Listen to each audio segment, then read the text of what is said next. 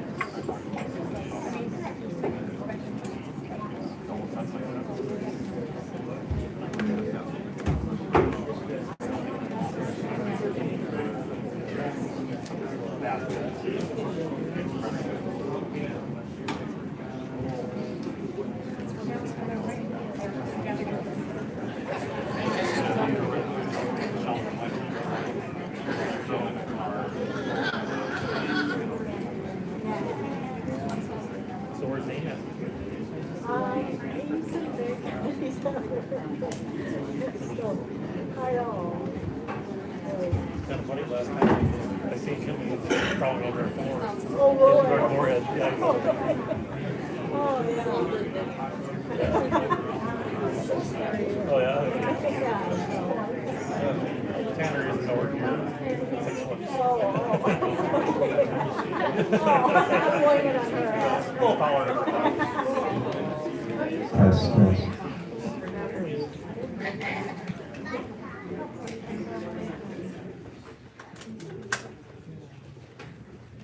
Hello, everyone. There are some empty chairs up here. I feel like a hostess at a waitress or something. Table for 1, 2, 3, 4, 5 there, 2 there.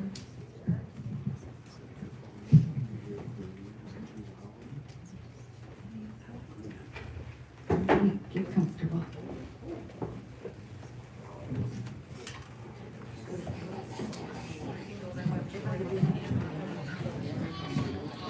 There we go. There's enough room for everybody.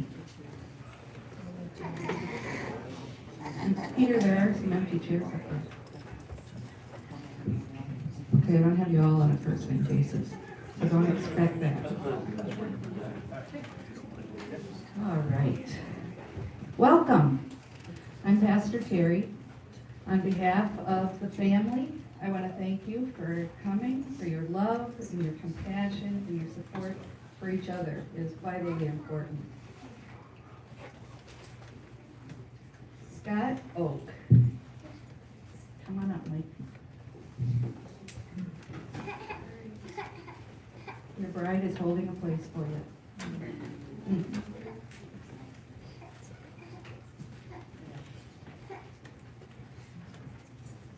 Scott's obituary read, Scott Michael Oak, age 58 of Maple Lake, passed away unexpectedly on Thursday, May 26, 2022. He was born February 19th of 1964 to Michael and Sandra Oak in Fergus Falls. Scott loved music and technology. He went to school in Minneapolis and in Moorhead, Minnesota. He graduated from Moorhead High in 1982 and attended college at North Dakota State University in Fargo and Minnesota State Community and Technical College in Moorhead. After starting his career as a computer program and working in IT at several businesses, he started his own business, Oak Computer Services, Inc. That's where he contracted with Data Sales Company in Burnsville for over 22 years, and he loved his job and the people he worked with. He loved spending time at his lake home, working on his home and property, and everything lake living provides, like boating and fishing. He collected music, autographed memorabilia, and he enjoyed working on and driving his classic cars with his dad and his brother. He also enjoyed his role as an uncle to his niece and nephews. He cherished you guys. You had a special place in his heart. And I heard over and over from relatives that he raised you like you were his own. Let's pray.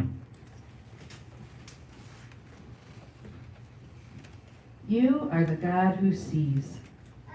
We thank you for the life of Scott. It is painful to gather for this reason. But in the midst of that pain, we give great thanks.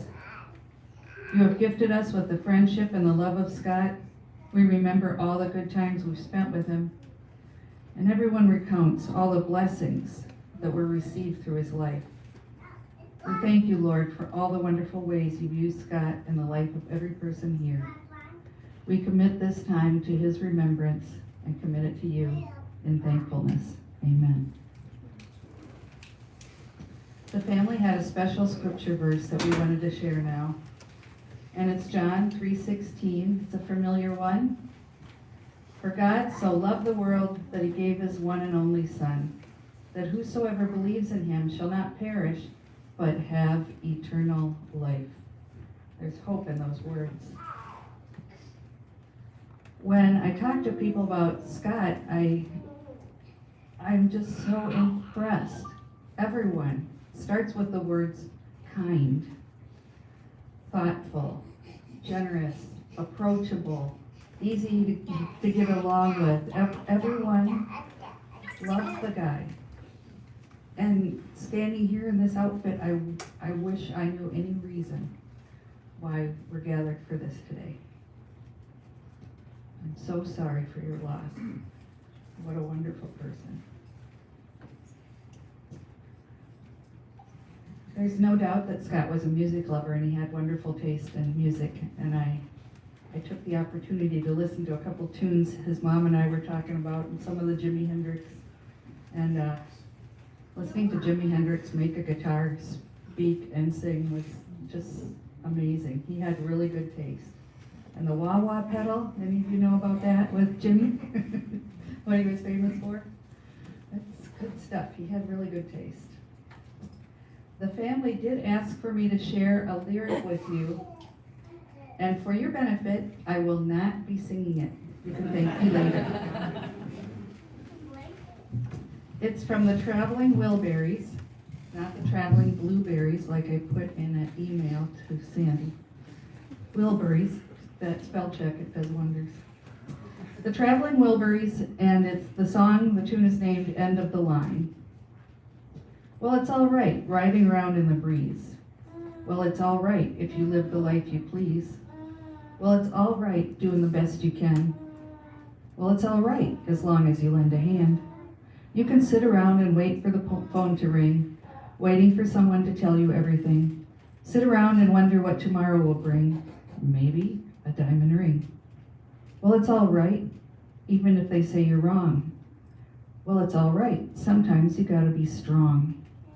Well, it's all right as long as you got somewhere to lay. Well, it's all right. Every day is Judgment Day. Maybe somewhere down the road a ways, you'll think of me and wonder where I am these days. Maybe somewhere down the road when somebody plays Purple Haze. Well, it's all right, even when push comes to shove. Well, it's all right if you've got someone to love. Well, it's all right. Everything will work out fine. Well, it's all right. We're going to the end of the line. Don't have to be ashamed of the car I drive. I'm just glad to be here, happy to be alive. And it don't matter if you're by my side, I'm satisfied. Well, it's all right. You still got something to say. Well, it's all right. Remember to live and let live. Well, it's all right. The best you can do is forgive. Well, it's all right. Riding around in the breeze. Well, it's all right to live the life you please. Well, it's all right. Even if the sun don't shine. Well, it's all right. We're going to the end of the line. Beautiful lyric. And very appropriate singing. So, in a moment here, we're going to have just a little moment of silence to reflect on some of the special times that you had with Scott and some of your memories. Because after that, I'm going to welcome people to share their thoughts about Scott and his impact on your life. And as a favor to the family, all of you who just thought, no, I can't do it. As a favor to the family, it would be really a gift and a blessing to them if you could muster up. We don't care about tears here. Everything's okay. It's all right. So now for a moment of silence.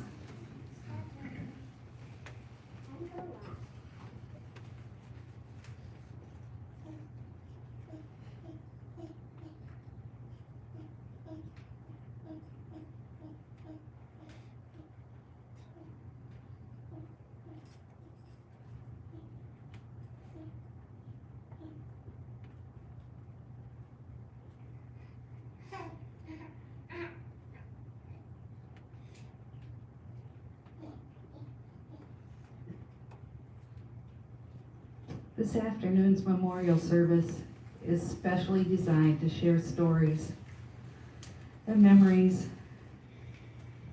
I really would like to make sure that everyone that wants to speak has their turn, but please don't be shy. It'll all work out.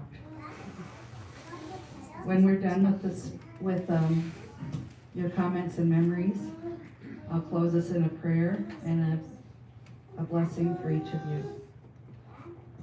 To start off, we sort of stacked the deck. This is why I knew Pete's name. Peter Johnson, who is VP at Data Sales, is going to share some about Scott with us.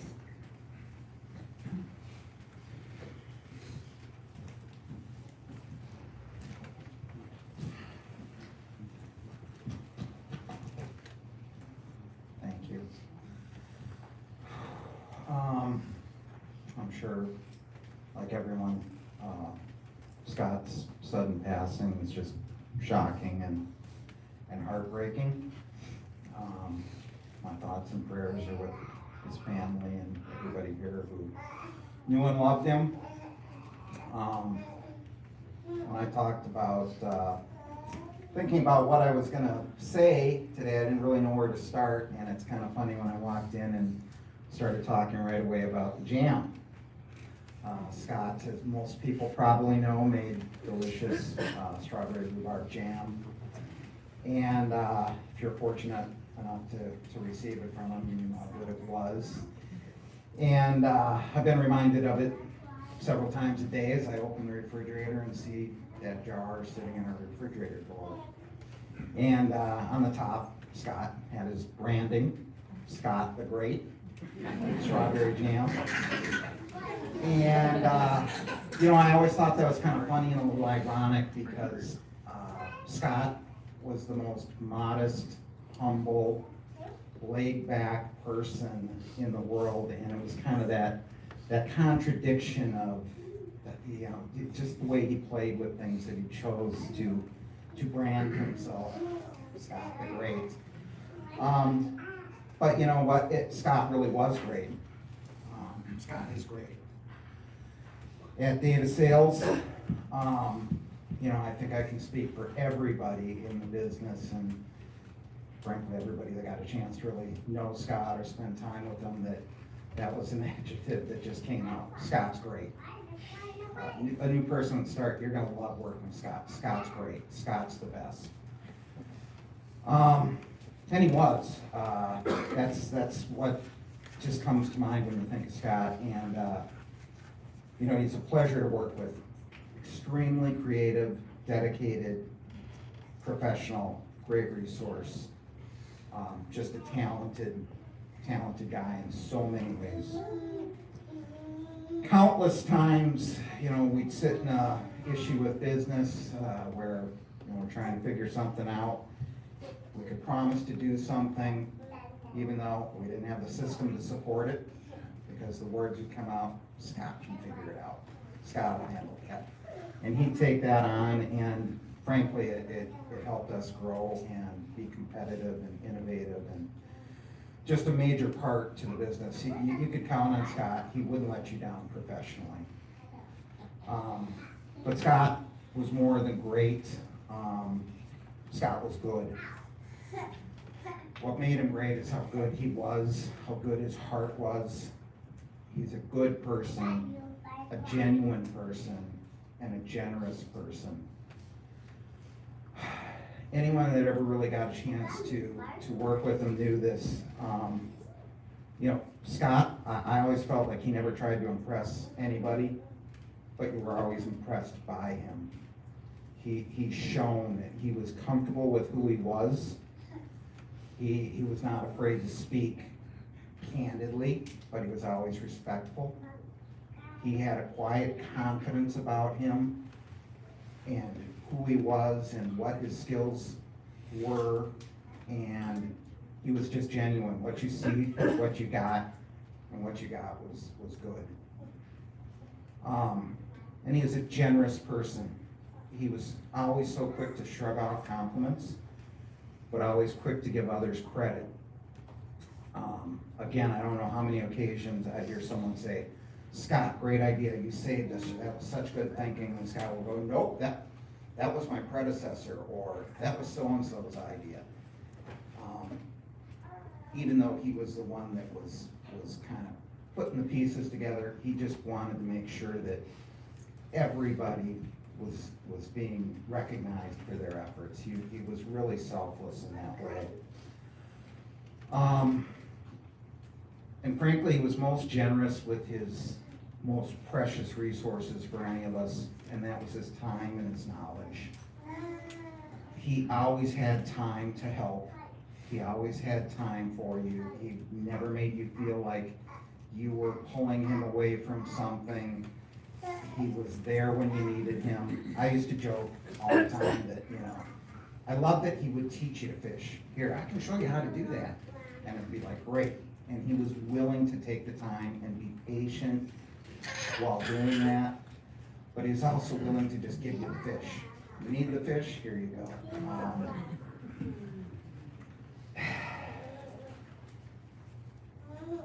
He made himself available 24/7. If there was an issue, you could just always count on Scott. He'd never be bothered or upset. He's just a rock when it came to supporting his friends, his family, and his colleagues. The other thing I always loved about Scott was just that he was such a positive person. I rarely, if ever, remember seeing him in a bad mood, being upset, or even really expressing frustration. He was just a calm and a calming presence.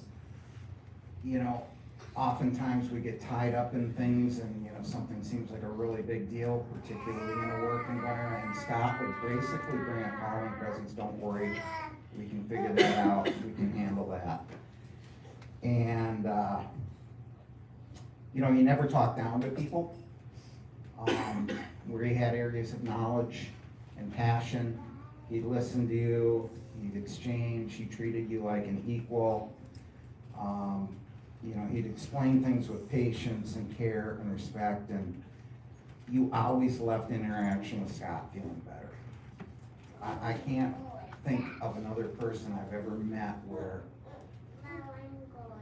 every exchange with him, I walked away feeling better. And he had that positive, good energy, and he was just fun to be around. And I enjoyed working with Scott, and I enjoyed becoming friends with Scott. I was always amazed at how many different talents and interests he had. We bonded over music and Van Halen and different things like that. And I play guitar, and I'm like, he's got a Strat. Any guy that go out and buy a guitar, even if he doesn't play it, he's a good guy. He just had a respect and reverence for things that you appreciated. He had better taste in music than I did, so I couldn't keep up with him. But we were making plans to do more things outside of work, and talked about biking around his lake this summer and having him out to our place and doing some biking and doing different things like that I hadn't had a chance to do as much of, and I just feel a deep loss for the friendship that was growing and would have been, and I miss that already. And you didn't have to spend almost any time with Scott to know how much he loved his family and spending time with his family. And I always viewed, when I'd hear him talk about, his parents, and his brother and sisters, it was more than family, it was like friends that truly appreciated the time they spent together. It was never like a family obligation. It was a way he would choose to spend his time. And, we talked about how kind he was. Our last conversations with Scott, on Tuesday afternoon, we had a systems meeting, and Scott was leading a big conversion for the AS400 that we operate on. And it's hard to separate Scott's personal from his professional life because he had such a passion for what he do. Sometimes it's like, Scott, did you have a good weekend? Yeah, I had a great weekend. I was able to work on this, and I got this going, I got this thing working. And it's like, okay, did you get out and fish? And it's like, well, I was really on the streak, and I got this to work, and it's really cool, and it's really exciting. And he just had a passion for what he did. And his passion recently was to get us off of the system we're on and to convert. And we were working on that, and in the meeting we had, it was with myself and Nick Breckner and Jack Breckner, and it really hit home, particularly after the fact for me, was that he's like, I'm not trying to suck up, I'm not trying to do this. The business has been good to me, I love what I do here. I want to build, I want to finish this conversion. I want to put this in place for the future and for the people that come after me. He's kind to the people he hadn't met, and he wanted to just leave that legacy, and frankly he has. He's built the foundation that is going to pull us as a business forward, but that said, there's no replacing Scott's contributions in my mind to the business and the things he does for everyone that he worked with, and certainly not as a person and as a friend. Scott's sudden passing just reminds us that life is short. And Scott's life, for whatever reason, was cut much too short. But it wasn't too short for him to pursue his passions, to share his talents, to be generous, and to be kind. And that's how I saw Scott live his life. And I know I'm gonna remember him very fondly, and I already miss him dearly.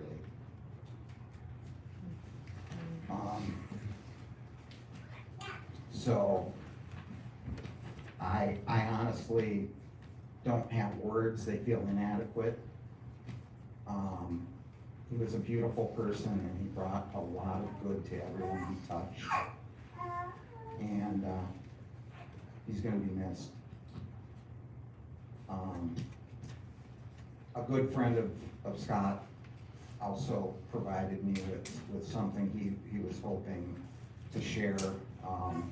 This is from Lee Meday, who I'm sure is much more eloquent than myself. And it was, he told me it was an open letter to Michael and Sandra Oak, and he wanted to share it if he had a chance, and unfortunately, he couldn't be here and asked that I do it. Michael and Sandra, it is with a heavy heart that I learned of Scott's unexpected passing last Thursday. I've received several phone calls from some of my former colleagues at Dave Sills, and they all asked that I return their calls urgently. However, no details were given, and no details were given. The message simply said, call when able. I knew immediately that some news that must be revealed in person and gently. Sadly, it was indeed concerning news. The suddenness of Scott's untimely passing hit hard. I haven't been with Data Sales since 2019, however, the loss is still keenly felt. Gratefully, we had just had lunch a few weeks ago, as was our occasional habit when he was in the cities, for his in-person every other Thursday meetings. And I marked them in advance on my calendar so we could avail ourselves of one of his visits to work so we could more easily stay in touch. I worked with Scott for nearly 20 years and benefited greatly from his vast personal knowledge, and more importantly, his gift of friendship throughout those years. We shared many interests, and I came to know your son well. What a gift his spirit was to us. He, as you know, was often somewhat reclusive, which on occasion he would remind me of when I would nudge him out into public.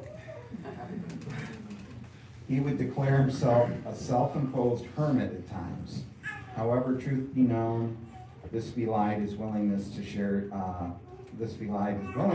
his beliefs, opinions, and interests once he was more comfortable with you. The list of our topics were indeed many. We enjoyed good books, good music, and good food. For example, I know he had a pile of unfinished rock and roll autobiographies stacked nearby at all times. He loved a good tell-all, behind-the-scenes music-making novel.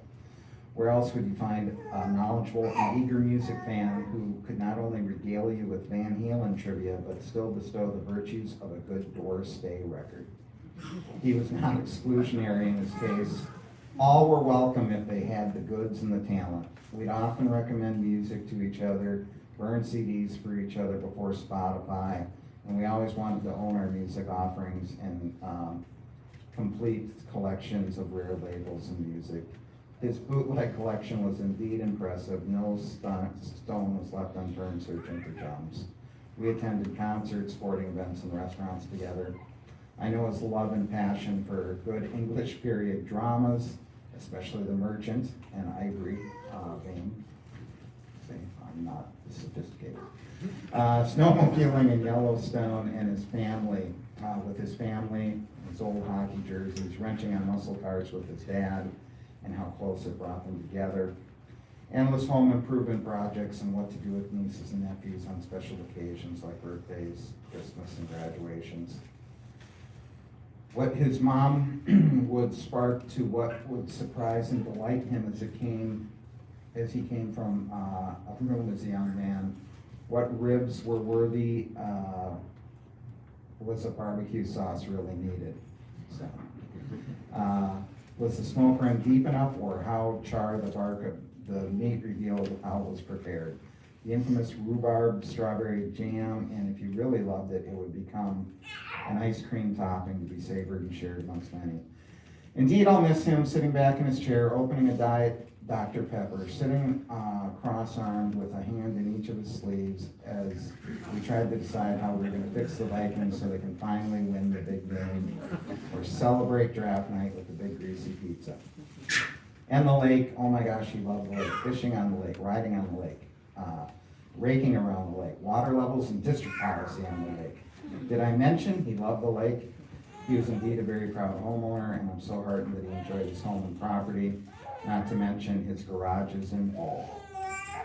It makes me smile just thinking about it. Scott, you will be missed, my friend. The world will be such a less interesting place without you here to share it, and I know many of us will feel the loss of your generous spirit. All of your family, friends, and colleagues hope you are playing the Red Fender Strat now as fiercely as you live your life. Thank you for your gifts to all who knew and appreciated and admired you, and rest well and know that you made a difference in our lives.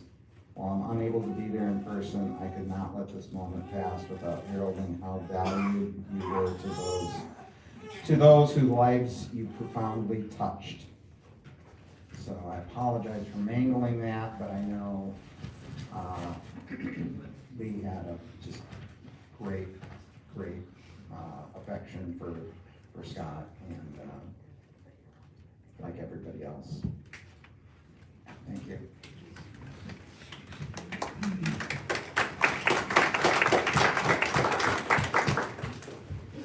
Thank you very much for sharing that.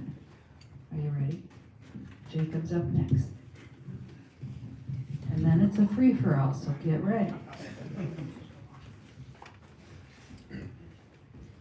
When Nana first asked me earlier this week about speaking on Scott, it didn't take a lot of time to really think about one specific message, and I think that, or idea, and I think that everyone here would really agree with me on this, and that's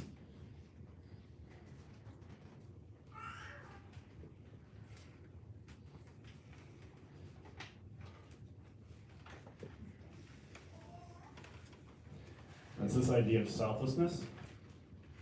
I think we all have met Scott, right, obviously, and so have a lot of our friends of family, everyone here.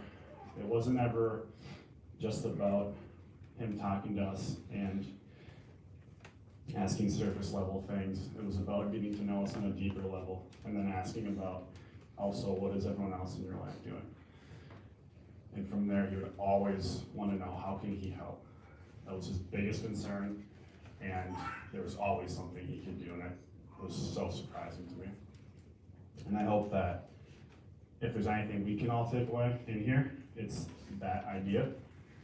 And hopefully there's much more beyond that as well, but that's the one thing I really want everyone to really remember about him. One other thing that I really wanted to share as well that my younger brother and I were talking about this morning is actually a fun story. It's probably 4 Christmases ago now. And Scott was always known for whenever Christmas time would come around, he would do some kind of gay gift or something that would make us laugh. And Nick and I were both told to open our presents at the same time. And when we opened them, they were both boxes, and inside there was a printer piece of paper, and we both looked, and mine in black letters said nothing on it, and Nick in black letters said everything on it. So that year, Nick got everything for Christmas, and I got nothing.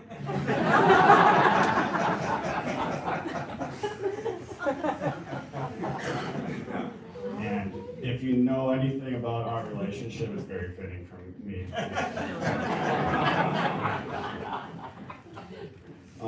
But I think the bigger message behind that, and I've reflected on that today a lot, is that for Christmas and for any family gathering, it was never about the presents for Scott.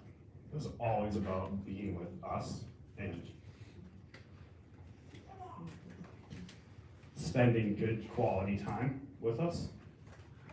And I know that he's listening right now thinking about how, as a family, it would be very important to unite right now and remember that about him, because I know that's what he would want. Thank you, Scott, so much for everything. I love you, and I will miss you so much.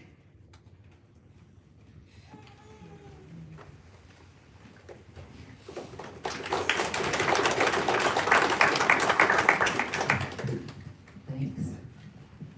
Would anyone else like to share? I mean, who's next? That's what I should say. Come on up. Will you please introduce yourself, Jim?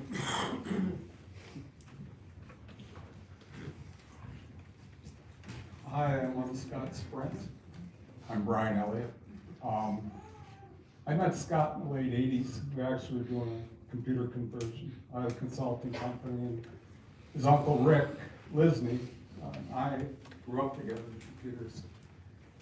And your assessment of Scott, I can't add anything else to that. That was very good. It was right on all the way. One exception that I'd like to add to that is Scott was very stoic when we're out after working all day. And when he was with his Uncle Ricky, he did a very good job of just toning all of us down. Because a lot of us in IT have type A personalities. And we throw books. We don't read anything on how we're supposed to do it. We just think we can do it. Scott was very laid back and held us down. And we'll miss him. I remember when he bought the place on Maple Lake. We all went out. It was exciting. And we haven't seen a lot of it last year or so.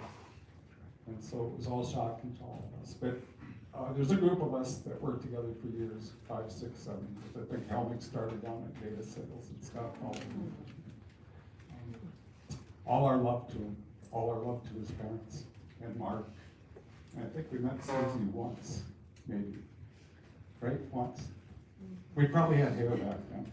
Rick and I used to have those. Anyhow, with all our love, we're gonna miss him, but he's still be with us.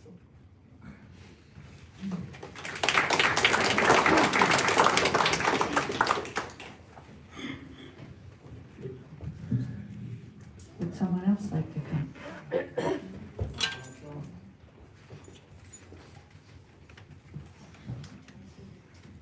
I'm Mike Rowan, and I'm Sean Schultz. We're, grew up in Moorhead with him, so known. we kind of made Scott great. Well, his story kind of, sent the thing of how Scott was. He was smart, he was quick, and he was witty. And he always had a great comeback, no matter what the conversation was, he was just like that, boom, and that's a great thing. I mean, I remember going over to his house, and it must have been in junior high when you did Led Zeppelin's Stairway to Heaven. You put it in his bedroom, and I was like, "Your mom did that? Your mom knows who Led Zeppelin is?" Like that was the coolest thing ever. You did those fancy letters, and it's just like so. And like, we had a 2-hour auto class in senior high, and Scott could remember every teacher's name, and I can't remember the shop teacher's name, but he loved that course. And then we worked at Ed Standard, and Ed Standard was like the internet, because that was, everybody cruised 8th and Main, and he got his Camaro, and so you knew what was going on. You knew where the parties were. The keggers were on Craigness or this or that or whatever. So we were the internet, and he was part of that. And then we moved to the cities, and we ended up renting a house together for a year in Coon Rapids, and we had Brianna and Moondance and Cats, remember them? So Jeff was living with us, but yeah, and so the Motorhead thing with Scott is what we grew up as, but the music thing was Scott, and he had a poster in his room. Life would be a mistake without music, and that was the deal. He was so into the music thing, and he could take an album out of his whole collection, as and he would tell you what the band was going through, who wrote it, what drug he was on, what was going down, everything that was happening with that band at that time. And then he could grab another one and tell you, this is what this song means, and this is what what's going on. And it was just such a big thing, and we're never at his level on it. Yeah, I like listening to music, but he really immersed himself in. And of course, his collection is staggering. It's just unbelievable. But I stopped over there last August. I was going to Gearhead Saturday in Maple Lake, and him and his dad were in there in the shop. Got GTX, got the Malibu. They're working on the Camaro he had in high school. Hanging out with his dad. I thought, this is how life should be, you know. For anybody to be hanging out with their dad, not doing that, so. Pretty cool. I was happy for you guys. I kept thinking, well, this year, you know, I'll see him. We'll go up there. So. Yeah, I met Scott in grade school.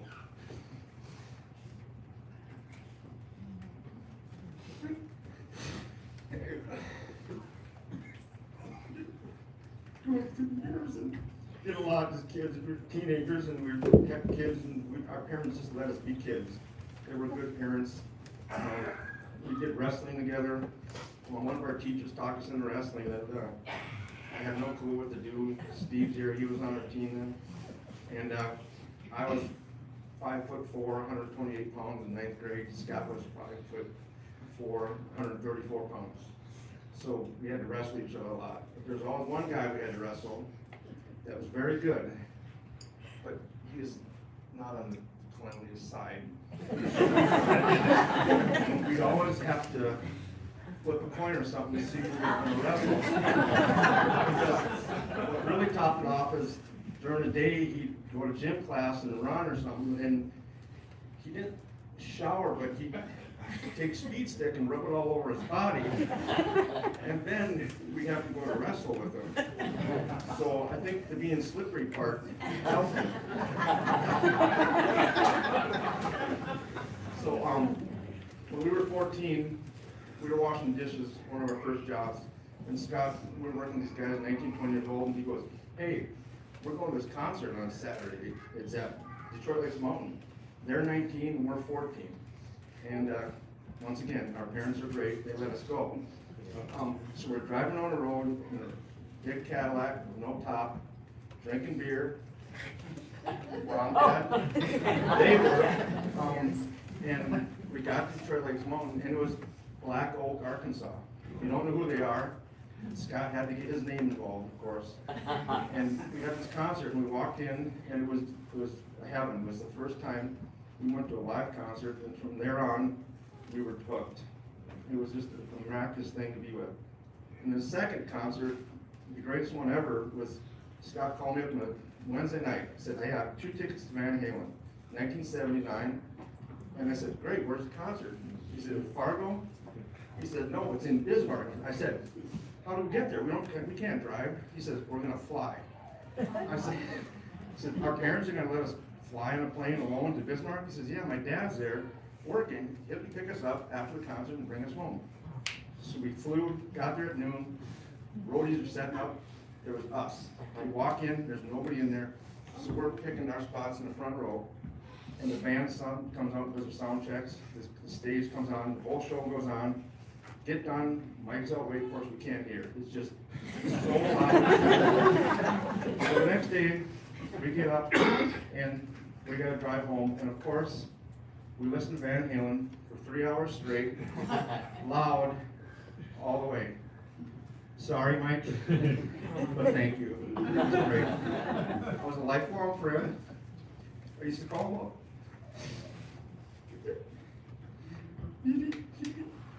10:30, 11 o'clock, I'm like, what are you doing? He says, I'm just doing some last work here. I'm like, Scott, Saturday night, what are you doing? Nothing. So we put his stuff down for a while, and 2 or 3 hours we just talked all the time. It was just constant. So he was a great lifelong friend, and like you said, he was great, and he loved my family. He loved everything about friendship, and the greatest thing ever is when he first met my wife. We were talking, we're gonna stay over his house, and he goes, my wife goes, are you guys gonna talk about music and movies all night? And he says, yes you are, yes we are, and you can't stop us. He loved it, he was a great guy, and I met you all several times with stuff, and Susie, good to see you again and stuff, but I thank you very much, and thank you for sharing, and Scott was a great guy.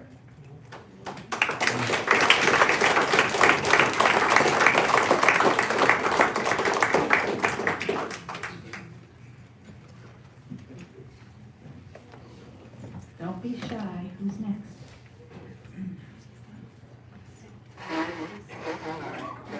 All right, come on, Josh.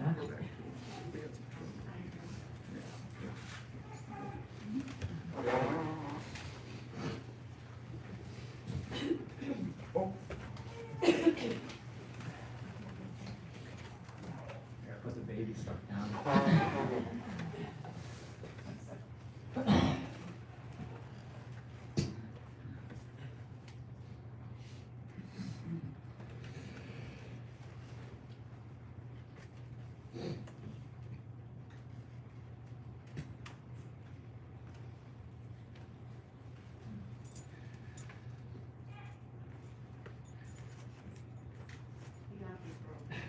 Yeah, I'm trying.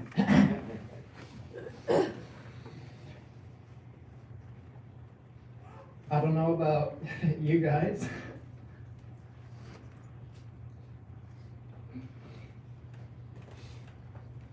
I just imagine him sitting here going, yes, me. I'm not gonna lie. Go on, tell me more how great I am.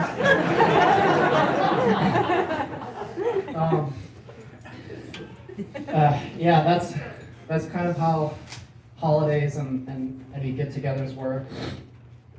We made him that shirt, and I guess I'll just say a couple of memories.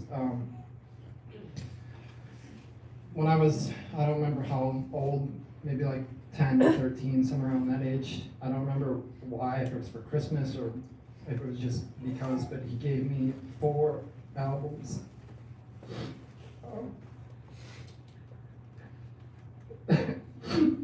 One of them was The Doors' self-titled album.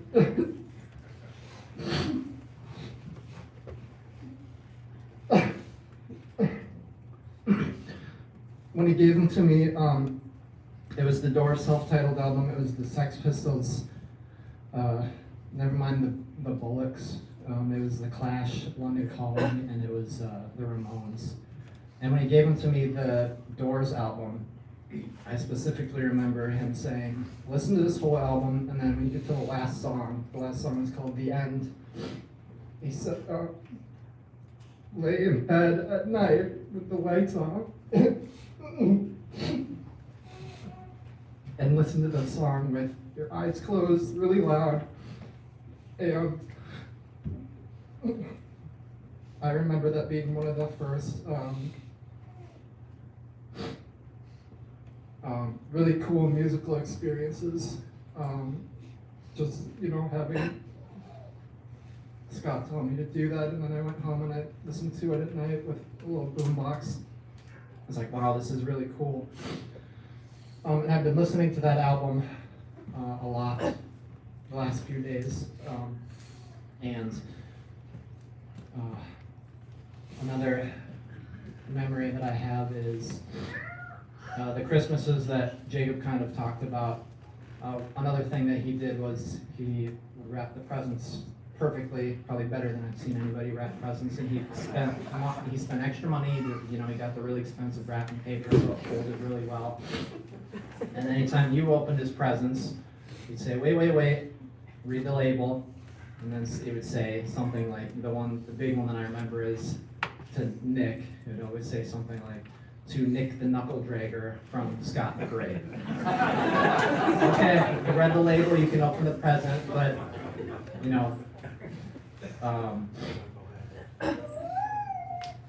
appreciate the wrapping paper. Go slow, appreciate the wrapping paper. So even though we were opening his presents, it was still, kind of about Scott.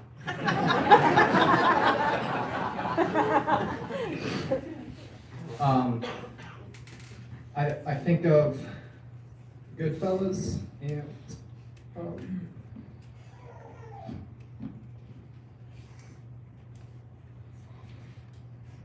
a lot of movies, but I think of The Godfather and Goodfellas. and he would always get on me because I had never watched The Godfather, and I still haven't, so I need to do that.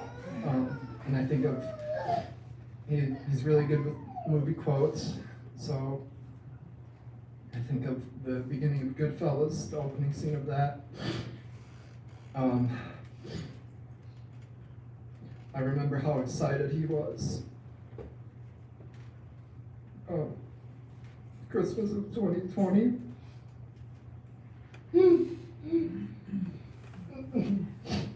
When we couldn't all be together, obviously, and my wife and I, Megan, we drove to the family members and give presents to people. And when we got to Scott's, we gave him his presents, and he was so excited to show us the new garage.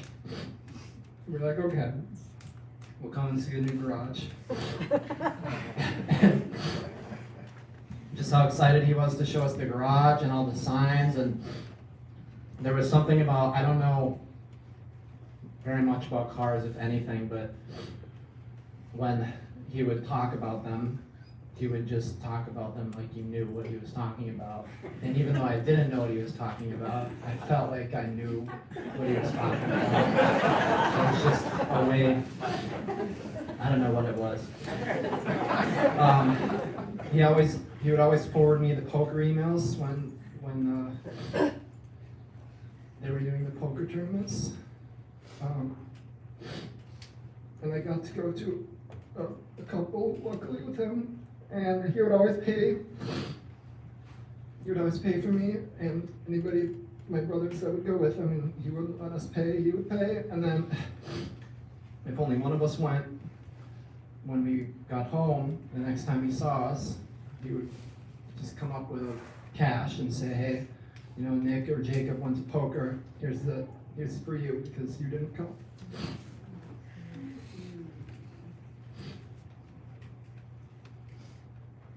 I think of the pinball machines, and I remember when I was little, most of them working except for like 2. And then as I got older, I think maybe only 2 work now. But he always had pieces and parts of them, along with everything else, cards and many other projects he was working on. And he would always say, I would always ask him what's up with the pinball machines when we went over there when I was little. And he showed me how to, take the quarters out from the inside, put them in so you could play, and he would tell you not to touch certain things because you could touch things and it would electrocute you and shock you down there. And say, yeah, they're like computers. I've got the whole motherboard here. I'm going to put it in this pinball machine and it's going to be working again. Every time we went to Scott's, I specifically remember summertime, just going out on boats, grilling. I never tried buying this myself, but he preached about the Walmart meat, the steak in Walmart and Costco. And anytime you went into Scott's kitchen to get a drink, there was always the Dr. Pepper in the fridge, and then in the bottom drawer, the veggie drawer, would be filled with the IBC cream soda glass bottles. So I loved cream soda. I think my brothers also, anytime we would go there, first thing, run in the kitchen, get a cream soda, and you felt cool because it was like a beer bottle. You had to twist the top off, drink that. I think the last story I can think of on the spot is that I'm pretty positive that my first beer ever was from Scott. I think I was like 12 or something. It wasn't a whole beer, but we were at Nan and Papa's house for Thanksgiving or something, and he was drinking a Guinness. And I just said, like, oh, does it taste good? Blah, blah, blah. He said, do you want to try some? And my dad was like, sure, man, you can have a sip. And I remember tasting the Guinness and just being like, oh, this is terrible. But I bought this, the last Christmas that we saw him, I went out and for his gift, I bought him some special dark beer. I don't know if he likes dark beer. I don't like dark beer, but I bought some special dark beer. It was like a peanut butter local porter, and he had Guinness, and I bought Guinness too, and I took the Guinness, and yeah, I'll just end with that.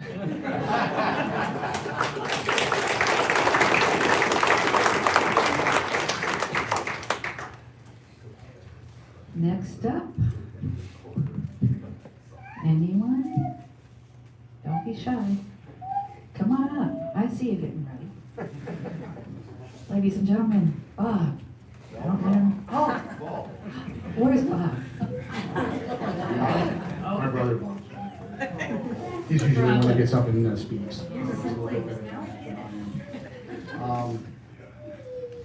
So, yeah, a lot of memories pour out.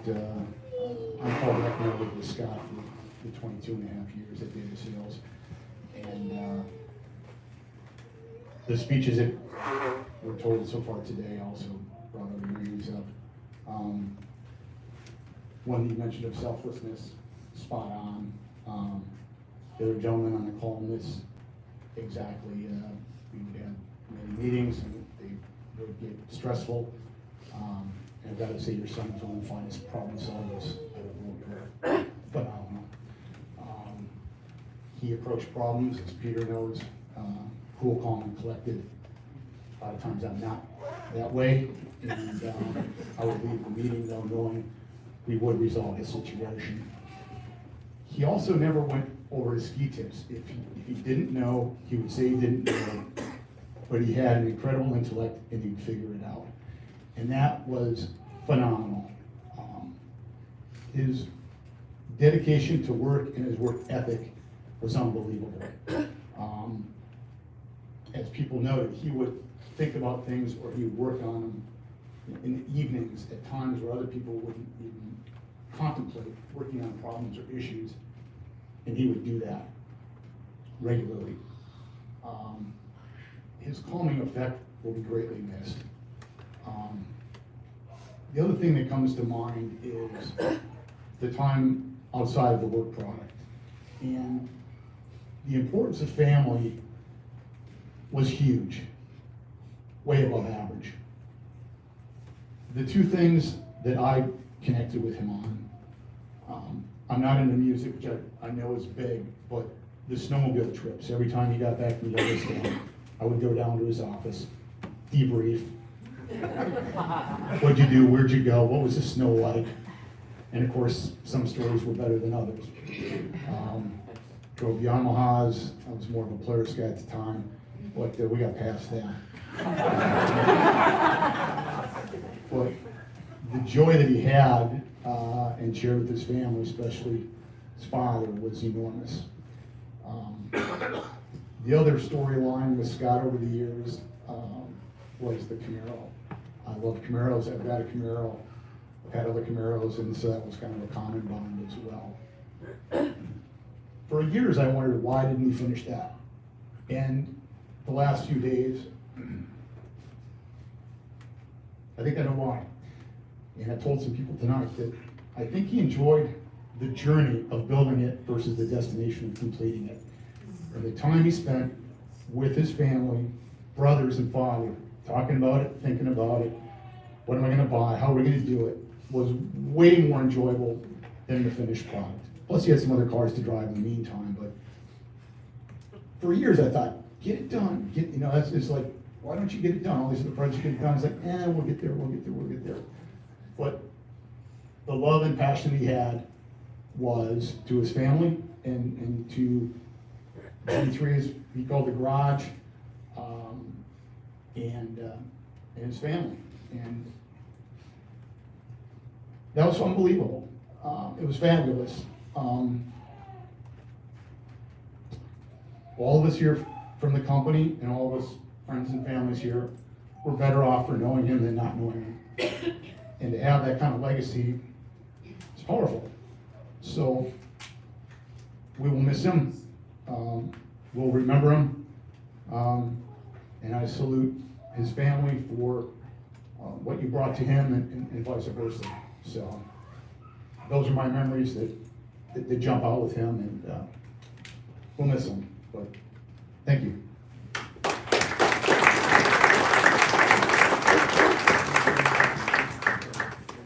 Thank you, Paul. Okay, Bob, did you have anything? I told you I'd say something if, Yeah, it's your turn.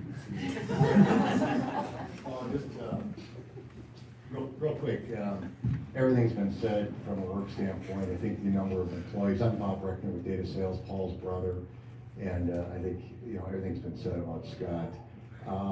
And I can't really add to it other than, I have one memory that I carried with me. As Peter and Paul alluded to, we have meetings and they get heated and they got deadlines and we got pressure going on. And I remember one meeting about 10 years ago, and we're saying we need to get this out and the customer is needing this, and are we gonna be able to get this report? And I don't know how we're gonna get all this pulled together. And I said, Scott, I think we're gonna hit the wall. And he said, if we hit the wall, we'll go over it or around it. And I just remember that, and I carry that with me. And I think for all of us, that kind of attitude, if we hit the wall, we go over it or around it. And I've never forgotten that, and it was a calming confidence in that meeting that's been discussed here that came out during that. And it was, and in the family business and with all the deadlines and stuff going on, it can get kind of crazy at times, and he was that rocket that would be there to kind of keep us all anchored. So with that, I just hope that it provides a little bit of solace knowing that you had an incredible son, an incredible individual, and someone that was truly loved and appreciated by everybody that knew him. And I can speak for all the employees as well. Amazing person.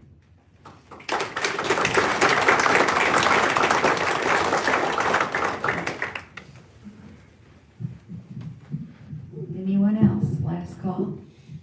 Oh, come on up. Okay, it's not last call. Somebody left, because I don't want to be last. Okay, we won't have you left. I'm last. My name is Jen. We have a cabin right next door to Scott's, and we've been there about 16 years, and just a few things. Some of you have said he's kind of a recluse, and we weren't there all the time because at first it was just our cabin. Now we live up there, but for 4 months, I never saw him. I did not know that he lived there. Our place is set forward and his is kind of back, and I think he just went out like to go to work or whatever. He never went down to the lake, and it was just kind of odd. And suddenly, one of my neighbors on the other side said, yeah, he lives there. I was like, you're kidding. I was like, okay, whatever. And we kind of had this, it sounds bad, but it's kind of funny. Had this joke between us. I said, well, why doesn't he go down the lake? What's the deal? And he kind of, my neighbor said something about, his first wife died and she's buried in the lake. I didn't know the guy or anything, and now I know. He's like, I'm gonna tell him you said that, and I was like, no, and I'm so worried because I never saw him, I didn't know what he's like, and so I didn't know him very well, but over the course of time, we got to know him a little bit better, and one of the stories about him, our place we rent as a vacation rental as well as used it for our own. And so we had renters periodically, and he never really said much of anything. And one time something happened after we'd been renting for years, and we ended up talking about it, and he ended up telling us this story. My husband was back here, his name's Ed, telling us this story about, there was this woman who rented your cabin, and she went out in the canoe, and she had a little kid with her. She had like no sense whatsoever. Like she took this little kid out, and it's wavy in a storm, and she's stuck and everything else, and I had to go out there and I rescued her, more or less, and it was just one of those, like, some of you have said how he's humble and he would do something and he wouldn't, expect any praise or greatness for it, and I don't really know exactly what happened, but it just confirms what all of you are saying about how he was, hey, I wasn't the great person who saved this person, he just did it because it was necessary, and that was just a cool thing. And then also just whatever, 2 days, maybe, or 3 before he passed, we ended up talking just in the yard and just really walking away from me with a very sweet conversation about books and the lake and projects and all kinds of things. So I just want you to know that as a neighbor, he was a blessing for us. And we're very sorry for your loss. Can only imagine how difficult it is because we have kids of our own. So.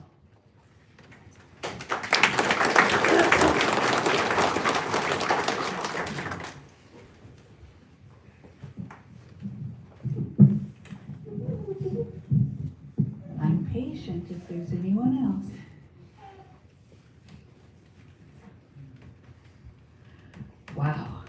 what a remarkable man. And like you said, all of you have said, what a remarkable family and parents to raise you guys. I can't think of words.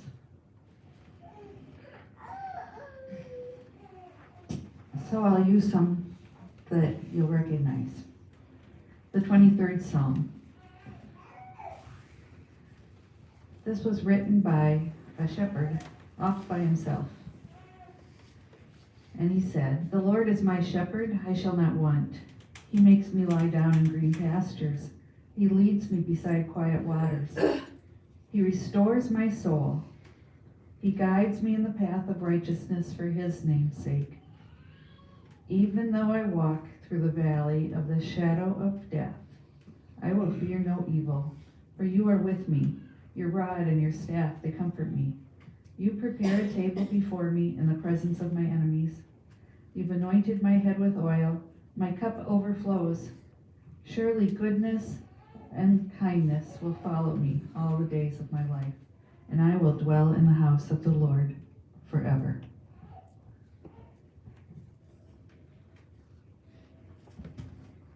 Today has been a wonderful tribute to a one-of-a-kind, wonderful man. My condolences to each of you. As we close, I have a prayer to share with you and to ask God for peace in the grief. Dear good and gracious God, we gather today sharing our grief, and we hope to comfort each other in our sorrows and celebrate those wonderful memories of Scott. God, we ask you for your peace and comfort for all the friends and family that loved him so much. And we pray that as the days go by, each one here is comforted by those good memories of him and the love from family and friends. Thank you, God, that you promise you will never leave us and you liberally give us peace and comfort. Amen. Now, a blessing for each of you. May you be at ease. May you be free from suffering. May you be healed.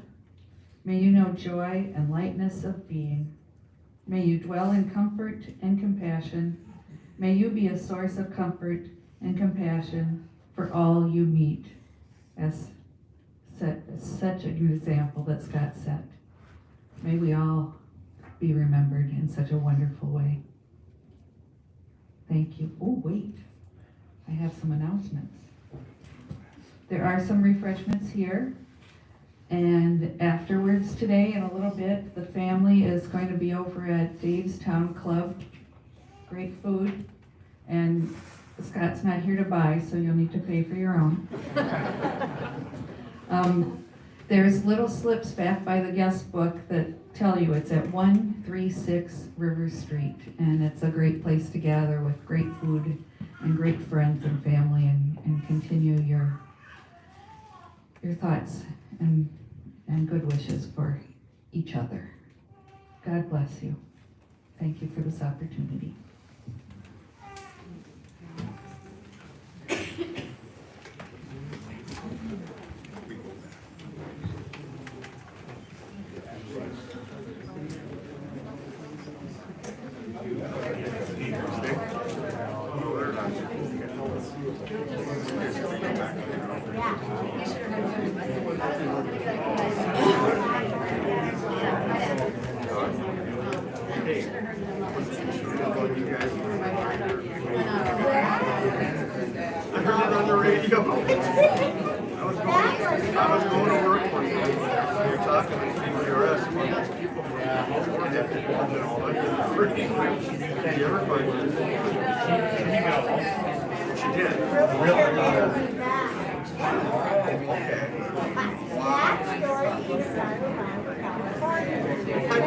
They're talking about